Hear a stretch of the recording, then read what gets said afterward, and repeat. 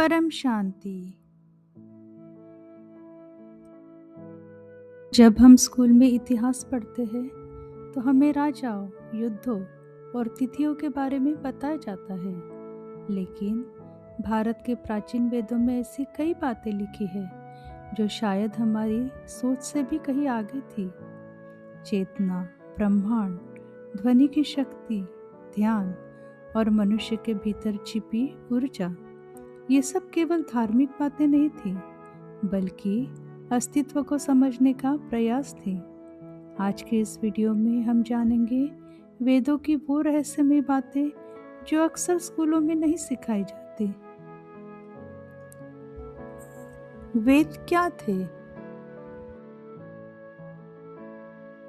वेद दुनिया के सबसे प्राचीन ग्रंथों में गिने जाते हैं। वेद शब्द का अर्थ है ज्ञान। ऋषियों का मानना था कि यह ज्ञान केवल किताबों का नहीं, बल्कि जीवन और ब्रह्मांड को समझने का मार्ग था। 4 मुख्य वेद बताए गए हैं: ऋग्वेद, यजुर्वेद, सामवेद, अथर्ववेद। लेकिन आश्चर्य की बात यह है कि वेद केवल पूजा पाठ तक सीमित नहीं थे। इनमें प्रकृति, खगोल, ध्यान, ध्वनि और चेतना जैसी गहरी बातों का भी वर्णन मिलता है। ब्रह्मांड एक चेतना है। वेदों की सबसे अद्भुत अवधारणाओं में से एक थी ब्रह्म। ऋषियों के अनुसार पूरा ब्रह्मांड एक ही चेतना से जुड़ा है, अर्थात मनुष्य और प्रकृति अलग नहीं है। जो ऊर्जा तारों में है वही हमारे भीतर भी है। आज आधुनिक विज्ञान भी कहता है कि पूरा ब्रह्मांड ऊर्जा से बना है। हालांकि विज्ञान और वेद अलग अलग मार्ग अपनाते हैं, लेकिन दोनों एक गहरे प्रश्न की ओर इशारा करते हैं: क्या इस ब्रह्मांड में सब कुछ आपस में जुड़ा हुआ है?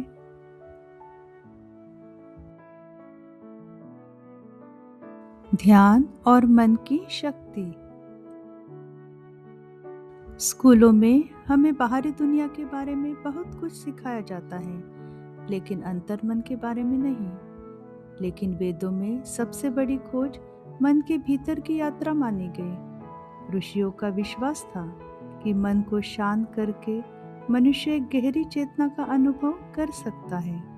इसीलिए ध्यान और योग को केवल व्यायाम नहीं, बल्कि आत्मज्ञान का मार्ग माना गया।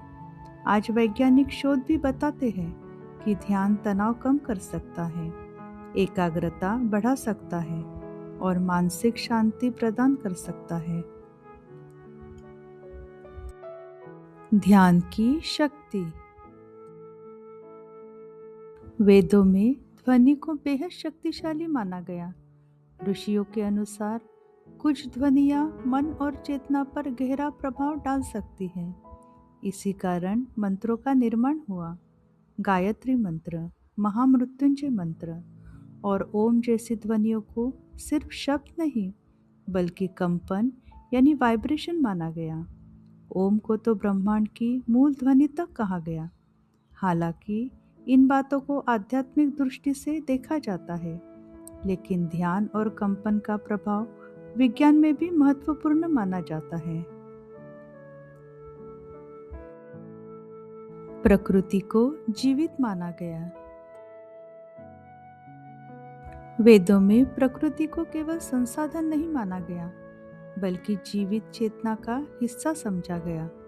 नदियों को माता कहा गया, पृथ्वी को देवी और सूर्य को जीवन का स्रोत। ऋषियों का विश्वास था कि मनुष्य और प्रकृति का संतुलन बिगड़ने पर जीवन भी असंतुलित हो जाएगा।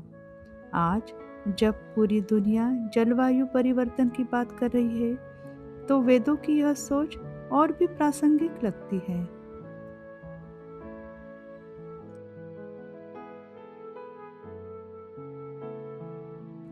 तत्वमसि का रहस्य।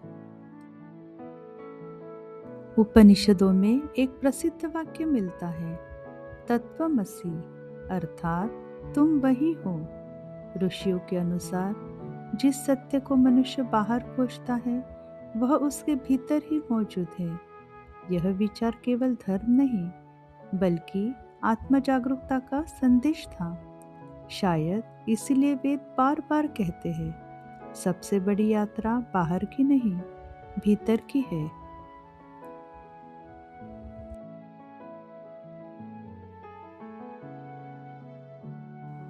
क्या वेद विज्ञान से आगे थे?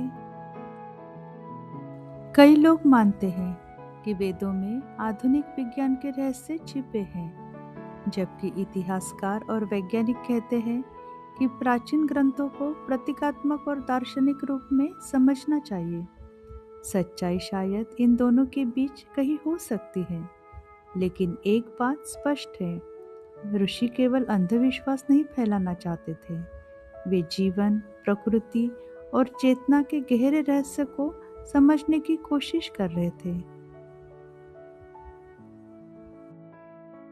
स्कूल में हम सीखते हैं कैसे गणित हल करें, कैसे इतिहास याद रखें और कैसे दुनिया को समझें।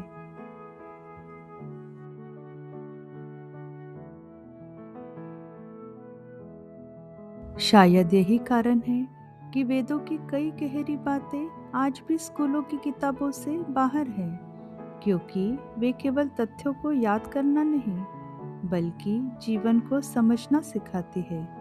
वे हमें बताते हैं कि सच्चा ज्ञान केवल अंकों और परीक्षाओं तक सीमित नहीं बल्कि स्वयं को जानने में भी छिपा हो सकता है।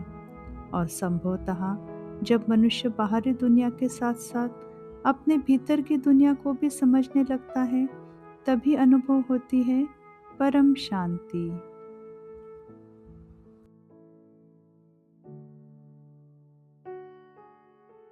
परम शांति, परम शांति, परम शांति।